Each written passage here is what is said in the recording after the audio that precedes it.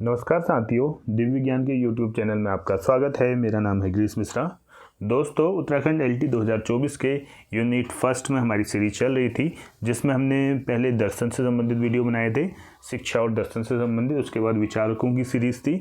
विचारक ख़त्म होने के बाद अब हमारा अगला टॉपिक है शिक्षा के स्रोत। तो दोस्तों, यूनिट फर्स्ट में हम आपको वो ही टॉपिक यहाँ पर जो प्रोवाइड कराएंगे जिससे संबंधित फैक्चुअल क्वेश्चन आपके एग्जाम में आएंगे। बाकी कुछ टॉपिक्स ऐसे हैं जो आपकी जनरल जानकारी के लिए आपने बीएड में भी पढ़ा हुआ है और आप टीचर जैसी आपकी मानसिकता है तो आप आराम से उन क्वेश्चनों को कर लेंगे। बस हम उन टॉपिक्स को टच करेंगे जिनमें फैक्चुअल क्वेश्चन हो और जिनको थोड़ा ध्यान रखने की आवश्यकता है। तो आइए शुरू करते हैं आज का हमारा टॉपिक, शिक्षा के स्रोत, सोर्स ऑफ एजुकेशन। तो दोस्तों, शिक्षा के स्रोत, एक बालक शिक्षा कहाँ से ग्रहण कर सकता है? तो उसके लिए सबसे पहली पाठशाला उसके परिवार होती है। परिवार के बाद वो जिस समाज या समुदाय में रहता है वो वहाँ से वो चीज़ों को सीखता है। जैसे ही वो 2-3 साल का हो जाता है, 3 साल से आगे जाता है, प्री प्राइमरी में जाता है, तो उसके लिए विद्यालय शिक्षा का स्रोत हो जाता है। उसके साथ साथ विद्यालय के साथ राज्य, पुस्तकें, सिनेमा, संस्कृति, धर्म, संविधान, नेता और जिनको आदर्श बनाता है वो, पीयर ग्रुप उसके साथ ही, और मीडिया, ये मुख्य रूप से सोर्स ऑफ एजुकेशन के अंतर्गत आते हैं। तो जिनमें क्या है, परिवार भी आएगा, समुदाय, विद्यालय, राज्य, पुस्तकें, सिनेमा, संस्कृति, धर्म, संविधान, उनका कोई आदर्श व्यक्तित्व हो सकता है, कोई नेता हो सकता है, पीयर ग्रुप उसके साथ ही हैं जिनके बीच में वो जो है खेलता कूदता रहता है, और मीडिया के माध्यम से बच्चा एजुकेशन जो है ले सकता है। इसी प्रकार से भारत में शिक्षा की चुनौतियों एवं मुद्दे। तो भारत में जो शिक्षा की चुनौतियां हैं और क्या क्या मुद्दे हैं, इस विषय में जो है बात करते हैं। तो सबसे पहले भारत में 21वीं सदी में शिक्षा, तो ये महत्वपूर्ण टॉपिक भी है। 21वीं सदी में हम प्रवेश कर चुके हैं, तो यहाँ पर शिक्षा का जो है किस तरीके की शिक्षा भी है। तो देखिए, इसमें शिक्षा में परिवर्तन और प्रगति से संबंधित है। सबसे पहले डिजिटल परिवर्तन, 21वीं शताब्दी में हम आ चुके हैं। तो 21वीं शताब्दी में सबसे बड़ा जो परिवर्तन हुआ है वो डिजिटल परिवर्तन हुआ है।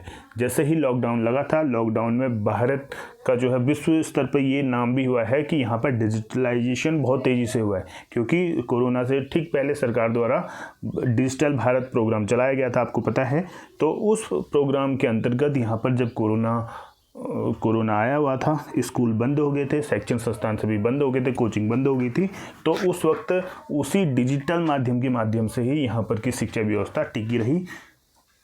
चाहे एक लो तबका था, निचला तबका था, वहाँ तक उतनी आसानी से सुलभ नहीं हुई थी, लेकिन ज़्यादातर संख्या में लोगों को ऑनलाइन माध्यम से शिक्षा प्राप्त करने के लिए सहूलियत मिल गई थी। उसी का कारण ये है कि आज जो है धीरे धीरे किताबों पर निर्भरता कम होती जा रही है और इंटरनेट, फ़ोन के माध्यम से, लैपटॉप के माध्यम से, टैब के माध्यम से विद्यार्थी नई नई चीज़ों को सीख रहे हैं। तो सबसे पहले डिजिटल परिवर्तन हुआ है भारत में सबसे बड़ा, और इसकी जो है गूंज पूरे विश्व में गूंजी हुई है, क्योंकि भारत जैसे एक विशाल देश में जहाँ की जो है लगभग 70 से 80% जनसंख्या गरीबी में निवास करती है, उसके बावजूद भी ये परिवर्तन अपने आप में जो है क्रांतिकारी परिवर्तन देखने को मिलता है। तो इसमें देखते हैं क्या क्या डिजिटल परिवर्तन हुए। तो इसमें हुआ है स्मार्टफोन का जो है ज़्यादा से ज़्यादा लोगों के बीच में प्रचार हुआ है, इंटरनेट कनेक्टिविटी बढ़ी है, ई लर्निंग के माध्यम से विद्यार्थी सीख रहे हैं, प्लेटफॉर्म के आगमन ने शिक्षा को अधिक सुलभ और लचीला बना दिया है, सीखने के अनुभवों को बढ़ाने और दूरस्थ शिक्षण के अवसर प्रदान करने के लिए online learning platform, video, lecture और शैक्षिक ऐप का उपयोग किया जा रहा है। तो ये अपने आप में डिजिटल परिवर्तन है। इससे पहले भी जो है फ्री जो है डिश होता था, उसमें चैनल्स के माध्यम से, ज्ञान दर्शन चैनल के माध्यम से, तो ऐसे प्लेलिस्ट चलती रहती थी, लेकिन उसका उतना व्यापक प्रभाव नहीं पड़ा जितना व्यापक प्रभाव इंटरनेट के माध्यम से, यूट्यूब के माध्यम से, ई लर्निंग प्लेटफॉर्म के माध्यम से, ई बुक्स के माध्यम से बच्चों में जो है पढ़ने की जो प्रवृत्ति धीरे धीरे बहुत ज़्यादा तरीके से विकसित हुई है। इसी प्रकार से ब्लेंडेड लर्निंग क्या है 21वीं शताब्दी में, से देखते हैं। इसे मिश्रित अधिगम भी बोलते हैं, ब्लेंडेड लर्निंग। अब पूछा जा सकता है कि ब्लेंडेड लर्निंग क्या है या मिश्रित अधिगम क्या है। तो ये क्या है, इस पर बात करते हैं। मिश्रित या ब्लेंडेड शिक्षा प्रणाली एक औपचारिक शिक्षा कार्यक्रम है जिसमें विद्यार्थी पाठ्यक्रम का एक भाग कक्षा में पूरा करता है और दूसरा भाग डिजिटल एवं ऑनलाइन संसाधनों का उपयोग करके सिद्ध करता है। तो कहने का मतलब है तो ब्लेंडेड लर्निंग है, इसके माध्यम से क्या होता है कि शिक्षा का या अधिगम का एक भाग तो वह कक्षा में उपस्थित होकर उसे कंप्लीट करता है और आधा भाग उसका जो है घर में जाके डिजिटल माध्यम से वो जो है उस चीज़ को पूरा करता है। इसीलिए इसे मिश्रित कहा जा रहा है कि कक्षा का भी उपयोग हो रहा है और डिजिटल माध्यम का भी उपयोग हो रहा है, तो दोनों का मिश्रित रूप से अगर अधिगम हो रहा है तो उसे हम ब्लेंडेड लर्निंग कहते हैं। छात्रों में आत्मकेंद्रित सीखने और व्यक्तिगत शिक्षा को बढ़ावा देता है ये ब्लेंडेड लर्निंग। यह दृष्टिकोण छात्रों को सीखने की सामग्री तक पहुंचने और कक्षा और बाहर दोनों में इंटरेक्टिव गतिविधियों में संलग्न होने की अनुमति देता है। क्या कह रहा है कि यह जो दृष्टिकोण है ब्लेंडेड लर्निंग का, छात्रों को सीखने की सामग्री तक पहुंचने और कक्षा और बाहर दोनों में इंटरेक्टिव गतिविधियों में संलग्न होने की अनुमति देता है। इसी प्रकार से कौशल विकास, स्किल डेवलपमेंट पर जो है जोर दिया गया है 21वीं शताब्दी में। अब स्किल डेवलपमेंट क्या हुआ, जैसे कि आप शिक्षक बनने वाले हैं तो इसके लिए आपने सबसे पहले बीएड किया हुआ है, डीएलएड किया हुआ है, तो उसके माध्यम से आपने शिक्षा से संबंधित अपनी स्किलों को मजबूत किया है। इसी कारण से आप जो है योग्य हुए हैं शिक्षक बनने के। इसी प्रकार से इंजीनियर बनने के लिए भी उससे पहले उससे संबंधित है, जैसे अलग अलग ब्रांचेज हैं उनमें पहले महारत हासिल की होगी, तो उन पर महारत हासिल करने के बाद जो है स्किल डेवलप हुई होगी व्यक्ति के अंदर, उसके बाद वो कंपनी में जाके जॉब अपॉर्चुनिटी ढूंढ सकता है। इसी प्रकार से कोई छोटे से लेके बड़ा काम जो है स्किल डेवलपमेंट के माध्यम से हो सकता है। इस पर जो है लगातार जोर दिया जा रहा है 21वीं शताब्दी में, यानी कि थ्योरिकल काम से ज़्यादा पर्टिकुलर जो काम करने वाले हैं उस पर उससे संबंधित स्किल को डेवलप करना ही कौशल विकास होता है। स्टीम शिक्षा एक कॉन्सेप्ट आता है। स्टीम शिक्षा क्या होता है, ये ज़्यादा कुछ नहीं है, इसे अंग्रेजी में आप STEAM से समझ सकते हैं। इसमें S का मतलब होता है साइंस, T का मतलब होता है टेक्नोलॉजी, E का मतलब होता है इंजीनियरिंग, A का मतलब होता है आर्ट्स और M का मतलब होता है मैथ्स। यानी स्टीम शिक्षा ऐसी शिक्षा है जिसके माध्यम से साइंस, टेक्नोलॉजी, इंजीनियरिंग, आर्ट और मैथ्स का शिक्षण दिया जाता है, तो इसी को स्टीम एजुकेशन या स्टीम शिक्षा कहते हैं। इसी प्रकार स्टीम शिक्षा को प्रमुखता यहाँ पर 21वीं शताब्दी में मिली है। इन विषयों पर जोर देने का उद्देश्य वैज्ञानिक और तकनीकी कौशल में एक मजबूत नींव विकसित करना है, उद्यमशीलता की मानसिकता को बढ़ावा देना है। तो इसके माध्यम से कुल मिला के क्या है, एक मजबूत नींव टेक्नोलॉजी स्किल के क्षेत्र में एक मजबूत नींव विकसित करना है और उद्यमशीलता, जिसे हम कह सकते हैं स्टार्टअप इंडिया, इसके लिए प्रोग्राम चला था जिसके माध्यम से आप जो है अपना छोटा सा उद्यम लगा के जो है अपनी शिक्षा को आगे बढ़ाकर जो है रोजगार प्राप्त कर सकते हैं। तो इसका उद्देश्य भी है कि तकनीकी कौशल को एक मजबूत नींव देना और साथ में उद्यमशीलता को जो है बढ़ावा देना, जिसके माध्यम से कोई भी व्यक्ति जॉब मांगने पर भरोसा न करे, जबकि वो क्या करे, अगर वो अपना उद्यम स्थापित कर लेता है तो उसके जरिए कम से कम 8 से 10 लोगों को जोड़ने का प्रयास करे। इसके साथ ही रचनात्मकता और उद्यमता पर जोर देने की बात की गई है। साथ में मूल्यांकन में जो मूल्यांकन पद्धति है इसमें सुधार करने की बात की है। समावेशी शिक्षा, इसके अंतर्गत विकलांग छात्रों और वंचित समुदायों के लिए जो विशेष प्रकार की शिक्षा की बात भी जो है यहाँ पर कही गई है। इसी प्रकार शिक्षा की चुनौतियाँ एवं मुद्दे, तो आधुनिक जो 21वीं शताब्दी में हम शिक्षा की बात कर रहे हैं तो उसमें किस प्रकार की चुनौतियाँ हैं और क्या मुद्दे वहाँ पर हावी होने वाले हैं या हो रहे हैं। तो इसमें पहला है इसमें क्वालिटी ऑफ एजुकेशन, यानी गुणवत्तापरक शिक्षा।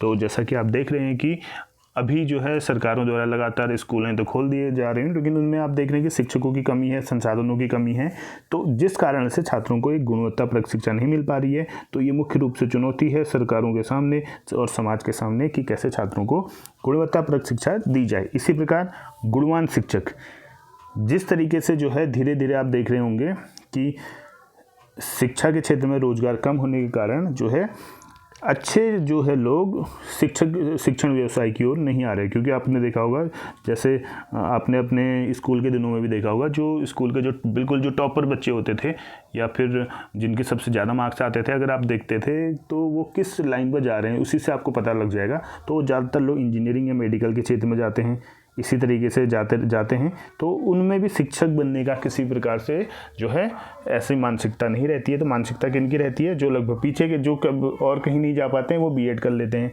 तो इस कंडीशन में क्वालिटी ऑफ टीचर, गुणवान शिक्षक जो है नहीं मिल पा रहे हैं आने वाले समय में। क्यों? क्योंकि एक अच्छा दिमाग जो है इंजीनियरिंग की ओर जा रहा है, मेडिकल की ओर जा रहा है, सीए बनने की ओर जा रहे हैं, अलग अलग क्षेत्रों में जा रहे हैं, लेकिन शिक्षक बनने की उनकी जो है धारणा नहीं है। इसके पीछे कारण हो सकता है कि जॉब की कम अपॉर्चुनिटी हो सकती है, उनका वेतन जो है कम हो सकता है। तो जिस कारण एक गुणवान शिक्षक जो है समाज को नहीं मिल पा रहे हैं, तो इसलिए क्वालिटी ऑफ टीचर या क्वालिटी ऑफ टीचर, गुणवान शिक्षक शिक्षा की चुनौतियों में सबसे प्रमुख स्थान पर आता है। इसी प्रकार देश में गरीबी, ये भी शिक्षा को गंभीर रूप से चुनौती देती है। भ्रष्टाचार, शिक्षा में भ्रष्टाचार भी अपने आप में जो है बहुत बड़ी चुनौती है। Caste reservation and paid seat, आरक्षित सीट जिसे कहते हैं, तो आरक्षित सीट भी अपने आप में जो है एक भविष्य में चुनौती होने वाली है। साथ में आधारभूत जो सुविधाएं होती हैं, इंफ्रास्ट्रक्चर फैसिलिटीज़, आप देख रहे होंगे कि विद्यालयों में जो है आधारभूत संरचनाएं हैं नहीं, पर्याप्त शिक्षक नहीं है, बैठने के लिए जो है उनके लिए टेबल कुर्सी की व्यवस्था नहीं है, ब्लैक बोर्ड अच्छे नहीं है। आजकल डिजिटल युग आ गया है, तो वही पुराने ढर्रे पर चीज़ें चल रही हैं, तो आधारभूत सुविधाओं का भी अभाव जो है स्कूलों में देखने को मिलता है। स्टूडेंट टीचर रेशियो, शिक्षक छात्र अनुपात भी बिल्कुल बिगड़ा हुआ है स्कूलों का। कहीं पर जो है एक बच्चे पर एक शिक्षक का अनुपात चल रहा है, एक बच्चे पर 2 शिक्षकों का अनुपात चल रहा है, और कहीं कहीं पर 100 बच्चे होने के बावजूद भी जो है एक शिक्षक उन्हें पढ़ा रहा है। तो इस तरीके से शिक्षक छात्र अनुपात भी यहाँ पर लगातार बिगड़ता हुआ नज़र आ रहा है। इसी प्रकार से ड्रॉप आउट रेट, अब इसे हम कह सकते हैं स्कूल में एडमिशन ले लेते हैं बच्चे, और जो है नीरसता और जो है ज़्यादा अच्छा प्रभाव जब स्कूल में नहीं रहता है, तो धीरे धीरे बच्चे जो है स्कूलों को छोड़ते रहते हैं। इसलिए ड्रॉप आउट रेट भी को सही करना भी एक बड़ी चुनौती है।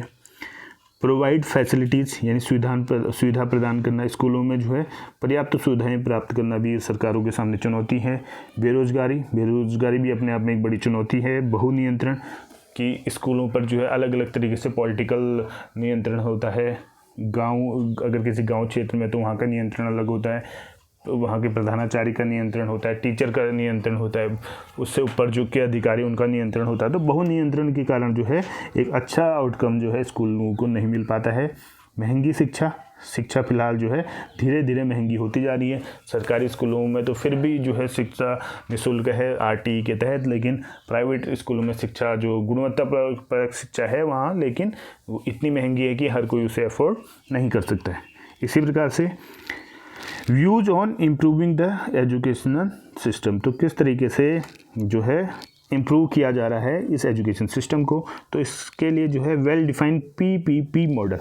अब ये जो है आजकल जो सबसे ज़्यादा चल रहा है पीपीपी मॉडल, कि स्कूलों को पीपीपी मॉडल के अंतर्गत लाया जाए। तो पीपीपी मॉडल क्या होता है? पी का मतलब होता है पब्लिक, दूसरे पी का मतलब होता है प्राइवेट, और पी से मतलब होता है पार्टनरशिप, यानी पब्लिक प्राइवेट पार्टनरशिप के अंतर्गत स्कूलों को लाना ही पीपीपी मॉडल कहलाता है। इसके माध्यम से जो है सीधा जो है स्कूलों पर नियंत्रण किसका हो जाता है? किसी पब्लिक का हो जाता है, पब्लिक प्राइवेट पार्टनरशिप के अंतर्गत किसी दूसरे व्यक्ति का हो जाता है, और वो काम के बदले जो है अच्छे आउटकम्स का जो है प्रयास करता है। इसलिए यहाँ पर जो है स्कूलों को पीपीपी मॉडल पर डालने की बातें हो रही हैं, जिसके माध्यम से public private partnership to create invention for school, तो वो लोग जो है इन्वेंशन कर सकते हैं, इनोवेशन कर सकते हैं स्कूलों में। इसी प्रकार टीचर ट्रेनिंग इम्प्रूवमेंट, यानी जो डाइट के माध्यम से शिक्षक का प्रशिक्षण होता है उसमें इम्प्रूवमेंट किया जा सकता है। न्यू एजुकेशन पॉलिसी है, तो उसके माध्यम से जो वहाँ पर जो संस्तुतियाँ की गई हैं, जो उसमें जो है स्कूल के लिए जो सुझाव रखे हुए उन पर अमल किया जाए। इसी प्रकार इम्प्रूव इंफ्रास्ट्रक्चर, स्कूलों का इंफ्रास्ट्रक्चर अच्छे से इम्प्रूव किया जाए, जिसके माध्यम से आधारभूत संरचनाओं को स्कूलों में दिया जाए। शिक्षक, विद्यालय का जो कमरे हैं, वहाँ की जो बैठने की जो व्यवस्थाएं हैं, जो बोर्ड हैं, ब्लैक बोर्ड हैं, और भी जो संसाधन है पर्याप्त मात्रा में स्कूलों में पहुँचाए जाए। तो ये चीज़ें कम से कम स्कूलों में होनी चाहिए। तो देखिए, जो आधुनिक जो है शिक्षा का जो है प्रसार भारत में किस तरीके से बढ़ा हुआ है, तो देखिए इसमें 4450 भारत में एडटेक स्टार्टअप्स की संख्या हो गई है। ये संख्या है आपका जो है कोरोना काल के बाद लगभग 4450 एडटेक स्टार्टअप्स इंडिया में की संख्या हो चुकी है। 2 यूनिकॉर्न जो है बन गए यूनिकॉर्न। 2 जो है जो एजुकेशनल कंपनियां हैं ये यूनिकॉर्न बन गई हैं, जिनमें बायजू अनअकैडमी का नाम है, और एक इसमें और आ गई है PW यानी कि फिजिक्स वाला। तो ये 3 कंपनियां हैं जो यूनिकॉर्न की श्रेणी में आ गई है भारत में। इसी प्रकार 39% की चक्रवृद्धि दर से अगले 5 साल में बढ़ोतरी इसमें होने वाली है। 3 करोड़ 70 लाख पेड यूजर्स की संख्या 2025 तक पहुंच जाएगी। इसी प्रकार 1000 करोड़ डॉलर तक का एडटेक मार्केट 2025 तक पहुंच जाना है। 475 प्लस इन्वेस्टर्स जो एडटेक स्टार्टअप्स को फंड कर रहे हैं, साथ में 220 करोड़ डॉलर की फंडिंग 2014 से 20 के बीच में लगभग एडटेक कंपनियों में होने वाली है। तो ये अच्छा जो है कह सकते हैं शिक्षा के क्षेत्र में आगे जो है टेक्नोलॉजी के माध्यम से चीज़ें होने वाली हैं। तो दोस्तों ये था आज का हमारा महत्वपूर्ण सेशन, जिसके माध्यम से हमने आपको बताया था कि कैसे सोर्स ऑफ एजुकेशन क्या है, भारत में शिक्षा की चुनौतियाँ हैं, मुद्दे क्या हैं, और भारत में 21वीं सदी में शिक्षा में क्या क्या परिवर्तन हुए हैं, और क्या क्या इसमें जो है नई नई टेक्नोलॉजी आई हैं, क्या क्या सुधार हुए हैं। उम्मीद करता हूँ आपको वीडियो अच्छी लगी होगी। मिलते हैं अपने नई वीडियो के साथ, तब तक के लिए धन्यवाद। जय हिंद, जय भारत, जय उत्तराखंड।